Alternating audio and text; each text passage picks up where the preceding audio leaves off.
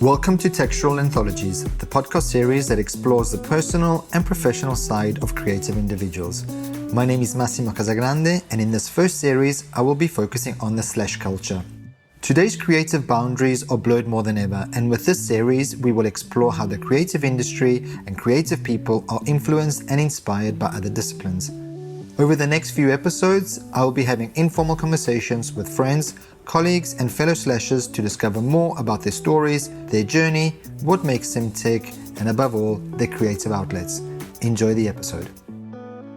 My guest today is someone I'm really honored and excited to be talking to, and thanks to her, this week's episode takes me back, even though via Zoom, to a country and a city that are very close to my heart and a place where I've lived for many years. My guest today is the founder of South African Fashion Week, and for the past 23 years, she has been working non-stop to mentor, educate and promote amazing talents from all over South Africa. This week's upcoming Fashion Week, which will be held from the 22nd to the 24th of October, will be the first ever digital fashion week in Africa, and it'll be a 3-day streaming program of 27 digital runway shows. With our guest, we will learn more about how she started South African Fashion Week, how it's committed to developing the local designer labels, telling their stories nationally and internationally, both on and off the runway, and how there is a new South African aesthetic that is coming through. Oh, and let's not forget, for the past 2 consecutive years, the finalists of the LVMH Prize have both come from South Africa. I'm really happy to welcome today's guest, Lucilla Booyzen. Hi, Lucilla, how are you? Hi, Massimo. I am so well. Great. So thank you for accepting the invitation to be on the podcast.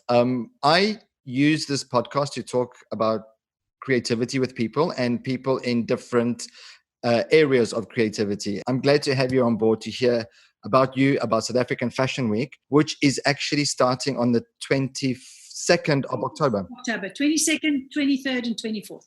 Great.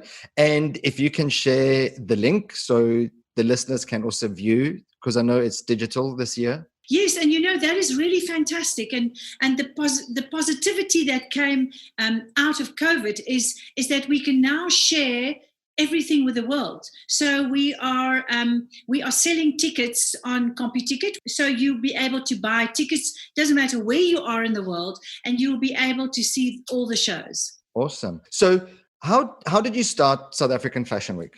So I used to be a show producer, and I literally worked all over the world.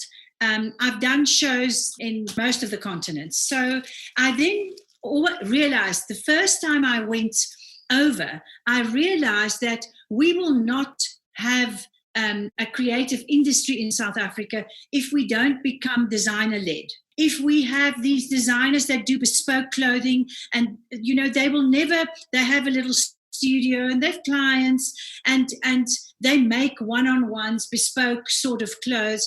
So they don't bring out a collection. And until we give the designers an opportunity to create a collection where they can actually say, this is what I feel, this is what I predict, this is what comes from my design soul, we would not have a fashion industry in South Africa. And that was around about 1986. But the climate wasn't right at that point in time. So in 1997, I literally woke up in February and I said, today I'm going to start the Fashion Week. Wow. And I called my friend that was public relations person. She was literally my friend. And I got into my car and I went to her office and I said to her, Estelle, I am going to start a fashion week. She says, Lucilla, you mad? She says, people don't even know what a fashion week is in South Africa. I said, well, this is what I'm going to do. And that August, we started. And we started with 17 designers. Wow. 17 designers was in the first Fashion Week. And we have showed, up to now, we've showed over 500 designers at Fashion Week. Wow, that's amazing. So how did you recruit the first 17? Was there a selection process? Did they have to submit stuff to you? No. Wow. Okay, so because I was doing show production, what really happened is there were show producers in South Africa. And of course, if you're a show producer and a client, the clients got you to do shows as almost as entertainment. So I would get BMW to say, we are launching a new car and we'd like a fashion element. So I would go to the designers and I'd say to them, come on, I'm doing a fashion show. Give me 15 garments or or create 15 garments for me, or actually where it started was I did all the shows for a hosiery brand called Cameo. That was like, it was a really big hosiery brand in South Africa. And that gave me the opportunity to start bringing in designers and actually showcasing them on a more regular basis. And yes, so when I started the South African Fashion Week, I literally tapped into the designers that did all my shows, so to speak. And that is where we started. And then I started building from the bottom up, because I'm actually a teacher at heart. So if you ask me, if you asked me when I was 8 years old what I was going to be, I was going to tell you I was going to be a teacher. And I still do that. I think I'm still a teacher. And that is what gives me that fantastic satisfaction, is I'm actually ticking all the boxes in my, I've got to want to be this, and I want to be this, and I want to be this. I'm ticking all the boxes with doing the Fashion Week. Yeah. Oh, that's awesome. But yeah, I guess we're all teachers, mentors, teachers. It's what we've experienced firsthand. We're kind of giving back and advising. So you are an academic. So yes. Yeah, it's very much needed in South Africa. All the Fashion Week don't play the role of a teacher. They don't play an academic role. It is a marketing platform. Slowly, they have sort of embraced education and mentorship. But the South African Fashion Week is built on on education as a foundation. You know what I mean? Because we had to bring the designers. We have to unearth the designers. We have to nurture them. We have to support them, and then we take them to market. And we take them to market wholesale and retail. Wow. So can you see, it's a complete circle. Is there funding in South Africa for young designers, for the creative industry, like for young startups? Nothing. So Fashion Week, for 23 years, I'm actually a boffin at sponsorship. I actually know how to deliver and over-deliver on the expectations of a sponsor. And we keep our sponsors. So we really understand. We use Fashion Week to sort of make them realize their dreams. And we work with their marketing strategy so that we align ourselves with what they're doing and what we're doing with them. And we try and understand the brand and how we can help to sell the brand, and not just be a sponsor, so to speak, but how we can play a role in the selling of whatever they are selling. Oh, that's great. So there's this mentorship that comes with taking part, with participating in South African Fashion Week. And I think that's really great. It's really great. Yeah. It's a full package, which is amazing, because so many young brands are sort of thrown in the deep end. They don't know what to do maybe after the show, how to approach the buyers or with production and stuff like that. Whereas such a nice platform that you have and the support that you're giving. If I'm not mistaken, during South African Fashion Week, you also you've got the shows, but there's also like a trade fair component where Yes. Okay. So we do that. And that is, I started that in 2011. And the first time I did that, we had no buyers. I mean, we had this trade show and no buyers came because they, of course, in South Africa, the boutiques all run overseas. They go to Bangkok or I don't know, wherever. They buy bad fashion. They bring the bad fashion, cheap fashion into South Africa, made from bad fabrics. And I used to buy clothes for my mother. And we used to go shopping, and it was something that we always shared, and it was so fantastic. And, slowly, I noticed that all the stores are starting to stock these really awful clothing. Yeah. And eventually I couldn't find anything for my mother that was chic and just beautiful to wear. So, these boutique owners were not interested in buying from the designers because they had to do a bit of work. Of course. But now the designers have developed to such an extent that we now have about 240 boutiques in South Africa that are stocking South African designers. And the designers have slowly learned how to supply, how to do quality control, how to make a garment so that it's perfect, how to listen rather than to dictate, how to work with somebody and put their egos in their pockets. So slowly we've developed this trust. And I must say that COVID actually helped us enormously, because these boutiques can't jump onto a plane now, which is really great. And now they have to look and they have to invest. And I think they're going to be very pleasantly surprised. Well, that's good. I mean, Lee Edelcourt, she got stuck in South Africa for a part of the lockdown. Yeah. But she was saying how this non-traveling is really going to boost localism, because but even from a creative point of view, you start appreciating what is your surroundings. And I think that's absolutely true. And from a production point of view as well, or like a buying point of view, you have to start noticing who's around you, because I think we always think the grass is greener on the other side. We want to people look better, but it's not. There's so much homegrown talent, which is fantastic. I know. These e-commerce platforms, are they providing sort of an international gateway for international buyers or customers to start purchasing South African brands? How are they getting international recognition? I mean, is it still difficult for them to do, or is it easier now through e-commerce and the internet? Massimo, I think that e-commerce is something that is perceived as a huge success. But if you break it down and you think to yourself, you are sitting in Miami, or you're sitting in London or in Paris, and you find a garment that is from Johannesburg that you like, you don't know if that garment fits you. Yeah. You don't know if the designer, it might look beautiful on a model. You now order this, it comes all the way, it arrives in your home, it doesn't fit. What do you do with it? So until the designers have created a name for themselves, and like the international designers, or they've created a following for themselves, or for instance, if you are a South African and you travel to and you live in Milan or wherever, and you know that Amanda Leocheri's dress will fit you, you will then order it. But the percentage is very low. But what is really incredible is that the designers are all trading. And even if it's a fraction, it's still an income stream. It doesn't have to be a huge income stream. They're doing a lot of sales on Instagram and on Facebook. So that is as another income stream. So, like they say that a designer should have 5 income streams. Yeah. Of course, the e-commerce is one thing, but their own little Instagram wheeling and dealing and selling is another income. And that is, as far as I know, doing quite well. That is what helped them through COVID. Wow.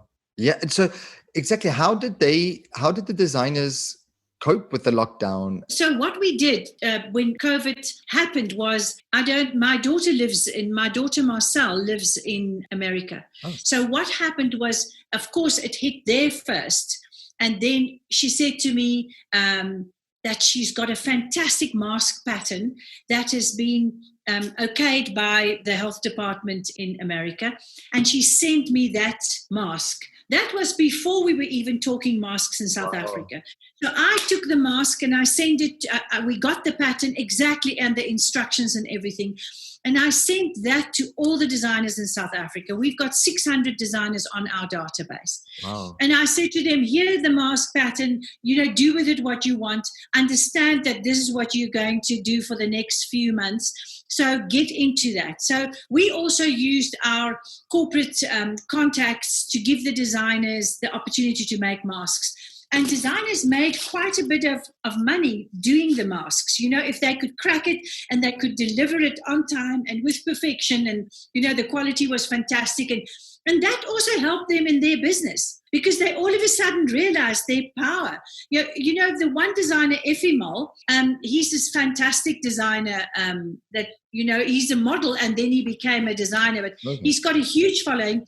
He, to give you an idea, in 1 month sold 47,000 rands worth of masks. Wow. Have you got a clue how many masks that is at, like a 60 or 80 rand a mask? Wow. So do you know what I mean? So that helped. And the designers that caught on, and of course, it took a long time for them to catch on, because, we were all on the floor. You go completely, there's nothing left of you. And you can't actually see I mean, even I could not see the future. And but slowly they started seeing the positivity that could come from, just rethinking your business and connecting with your consumers. This Efimol actually made garments for his followers that he didn't charge them, and he sent it to them, and he would say to them, I know you bought it home, I know you want something new, here's something new for you to wear. Oh, nice. And that whole thing started a stir. Do you know what I mean? And we're very innovative in South Africa. Very. That's one thing about the pandemic. I find it in a way, it sort of humanized fashion a bit, the industry, because people became a bit more aware that, like you're saying, you need to speak to your consumer. The consumer wants to see who is the designer. If I'm spending the money, and it's fantastic that he did this, just sending them the clothes. I like it, And I love, for example, what Gucci did, Alessandro Michele, for the campaign. He sent the clothes to the models and said, do what you want with them, wear them and film yourself, which is so, because usually brands are like, you have to wear my garment like this. It has to be, and the fact that this big designer of a big brand is just saying, here's the garment, wear it as you want. And this amazing little video came out, and it's just like them like vacuuming in Gucci or whatever. It's fantastic, because, and I think a normal, and as inverted commas, like a normal consumer can actually see that fashion is wearable in an everyday scenario. It's exactly fantastic. Exactly. We all wear fashion. It's one thing that I can't understand, how a country can't understand the power of fashion. If you think the enormous amount of money that a country can even make from just supporting and building their fashion industry, and they don't realize it. It's like you don't have to be a brand surgeon to know that. I know, Lucilla, but you know what? It happens even in Europe. Fashion is one of the top money generators, and like it's not officially recognized by the government. And it's so frustrating because the brand or fashion is an ambassador for the country. It helps promote the country, generate so much cash and everything, but it's not recognized, and it's so frustrating. But I think during the pandemic we showed them better. Like with Armani, LVMH producing all that stuff. Yeah. Actually, there was this initiative started by the boyfriend of a friend of mine in Italy, and it was called 100 Photographers for Bergamo. And they were raising money to get ICU units and all stuff like that. And one of the photographers, I bought it, is Kristen Lee Mullman, South Africa. And I just love the colors, And as creatives, we showed how we can have this human side. We have the soul, and we're working for the community. It's fantastic. The Fashion Week is on the 22nd to the 24th of October. You've moved on a digital platform. How have the designers embraced this new form of showing their collection? We've seen what the Europeans have done.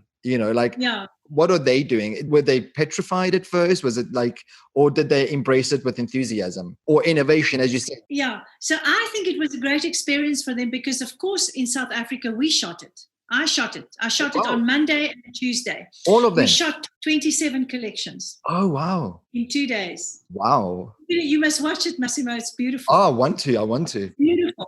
And what happened, we called it the 10-20-20 collections. Because we asked every designer just to make, before, with lockdown, when we heard about lockdown, we said to the designers, think about what you want to say to the world. Tap into where you are, this loneliness, this whatever you feel. And so they each had to do 10 garments, which will allow them, it's a capsule collection, so they will be able to sell it. They had to focus on sustainability. So they had to make the clothes from maybe fabric that they had or fabric that they're recycling or anything. And we started shooting on Monday, and I think it was a fantastic experience for them because they were all there. We had the models. We had social distancing. I've never put so many sort of antiseptic on my hands and stayed, and everybody respected it. Everybody was awesome. Incredible. The models were great. We only booked 10 models, then of course banks of 10 models, so that we could do it all with great responsibility. And And I've seen the first edits, and it really, really looks nice. Oh, wow. And each designer also experience what it is to do a shoot, to do a big thing where your collection actually gets photographed somewhere in the Mall of Africa, because the Mall of Africa actually gave us the money to pull this through the drift. Oh, wow. And it is incredible. I know there's not a shopping center in the world, I believe, that would have done what the Mall of Africa have done. And I think that is incredible. And it's a beautiful, beautiful mall. So we shot throughout the mall, and we shot in the garage, we shot in the gardens. And I think it's perfect. It's the place where a designer wants to be. They want to be in a mall. They want to have a store in the mall. Do you know what it is? That South Africa is a mall culture. Yes, it's very similar to the US. Yeah. So, we go to a mall, and that is where we meet our friends. And that is, the difference is that in the South African mall, you can buy everything from vegetables to go to movies and a restaurant. Whereas in America, you can only go and buy clothes. You can't buy food in a mall. No, oh my God. So many weekends at Eastgate Shopping Centre or the mall in Rosebank or Sandton City. I remember. So we had fun, and then what we do is we're editing it now. Okay. And then we're broadcasting it. We're doing it what we call a preview. Okay. We do a preview the 22nd, 23rd, and 24th. And for that, anywhere in the world, they can buy tickets from CompuTicket. Awesome. Oh my God, I can't wait. I'm so curious. You mentioned sustainability. So how are South African designers embracing slow fashion and sustainability? That is a very interesting and a very valid question, Massimo. And my answer to that is that we've always been sort of sustainable, because we can't put our hands on these fabrics that are sort of not sustainable. Of course, the cheap ones we can buy, but the designers are not rich, so they don't use a huge amount of electricity. They all have their own studio. They don't dye big things. All the things that works around slow fashion. We are there because we're a developing country. We haven't sort of arrived. So the biggest challenge in South Africa is the textiles, because a designer can want to be as sustainable as they want to. We cannot even find sustainable cotton in South Africa, and we grow cotton in South Africa. Wow. So we can, of course, mohair is fantastic, and there was the diamond fiber collection that you've got to see. I was reading about it. Yes, it's amazing. Yeah. And then, of course, Cape Wool SA, they are also a company that's been collaborating with us for 3 years, where they push the wool. Of course, you know that we are huge producers of wool in South Africa, but we export the raw product, and then that has to come in. We are trying to stimulate that, our natural fabrics, and bring the natural fabrics into a space where the designers can start working with it. That is our biggest challenge. So, but apart from that, we are on the slow fashion road, because, we don't mass produce, all the things that people do. So I'm very, very confident that the designers are very serious about this. It is, what a designer's like. You've been a designer. Yeah. When something grabs you, you're loyal to it, and you stick to it, and you do your utmost to go for it. They have not developed these big businesses where the managing director decides that this can't be done, and we're going to make the bottom line's got to come up. You've got to make more money. You've got to show a bigger profit. They don't have that. It's great. I'm very happy with that. Yeah. So what is this diamond mohair? So it's just a collection. So it's Martin Viljoen is this guy that has always been for the designers, and he started a cluster called the SA Mohair Cluster. Okay. And he works, so they get funded by the DTI, the IDC through the DTI, and they then develop mohair. But mohair is quite developed. You should look at mohair in South Africa. And, they say that mohair scratches, but, they've developed it to such an extent now, and they do the mixes with the wools so that it doesn't really scratch. And you can wear it. I mean, you must look at that collection. The collections, there's 3 collections. It's Lucanio, Locanyo Dingy, it is Judith Atelier and Musso Maxwell. Now, Musso Maxwell won 2 years, the new talent competition 2 years ago, and they are part of this. And you should really have a look and see what they've done with the mohair. And it's when you take the mohair product and you take it away from a factory or a manufacturer and you give it to a designer to work with it. And there are fantastic mohair, like there's a knitter in Cape Town called Vuya. He is fantastic. He's absolutely fantastic. And he knits the most beautiful things. Then there's like Cowgirl Blues. They do mohair knitting. There are so many smaller knitting firms. There's Makosa Africa as well. And he showed in New York in February, I think. Yes, there are quite a few designers that have showed in New York. People like Black Coffee, David Clare, Clive Randall, Makosa now. There are quite a few designers that have showed in New York. And yes, I believe it's a great thing for them. But at the end of the day, it takes a lot of money and a lot of energy from the designer to go to another country. Yeah. And if there are no results and they don't have a studio there and they don't have an agency there, then it's PR for them in their own country. It's not sustainable. It's not sustainable. It's not sustainable. But, they don't realize that. So, if they get a phone call from a fashion week in the world, they think, oh, I'm special, I've got to go. And then they start spending their money and they make more clothes. But they don't actually know what the consumer is like in the other country. They don't really know. You can only know if you've got an agent there that has been guiding you for 10 years and saying to you, okay, this is the consumer you're already selling. You've already got publicity in the other country. Then you can go and show there. But the perception here is, if I show in New York, I'm made. And you're not, you're not made. But anyway, I think it's a good experience, Like you're saying, exposure. And we've had Tebe Magugu and we've got Sindizo Kumalo, who were finalists for the LVMH Prize. And I think that's a great platform, for people to recognize South African talent, Absolutely. And they are also then the role models. So the ripple effect of that is almost more important than their achievement. Exactly. Because the ripple effect shows the rest of the country that it can be done. Exactly. They then become role models. And what it's like. If you were small and your sister could jump over a stream, you can also jump over it. So it's that thing of, if he can do it, I can also do it, we so need that in South Africa. Lucilla, one last question before I leave you. What is the future of South African fashion? Well, I have a lot of hope for the future. I've always had it. Otherwise, I wouldn't have started Fashion Week 23 years ago.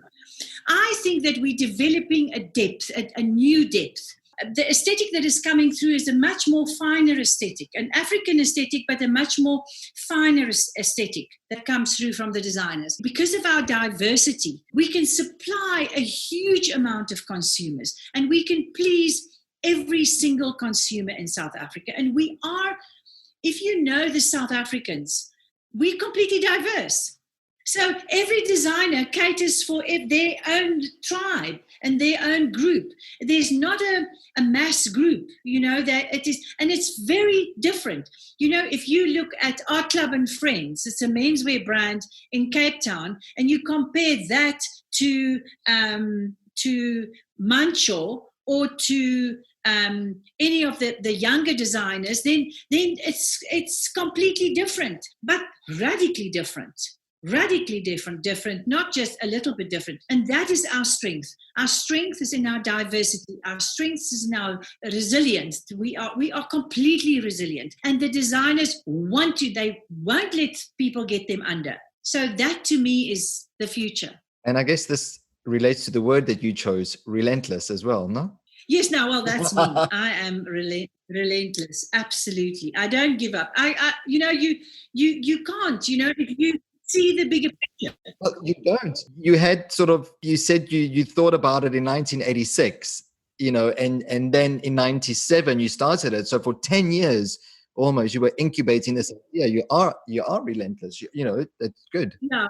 You have to forget about you, and you have to think about the future of the country, and you have to think about how can you play a role in the future, and not just in the now, but in the future. And that is really, you've got to use your talent. And I really think that people have to realize that we have to use our future, our now, our talent to better the future, or to push something in the future that other people could benefit from. Absolutely. Long term. Absolutely. We have to think long term.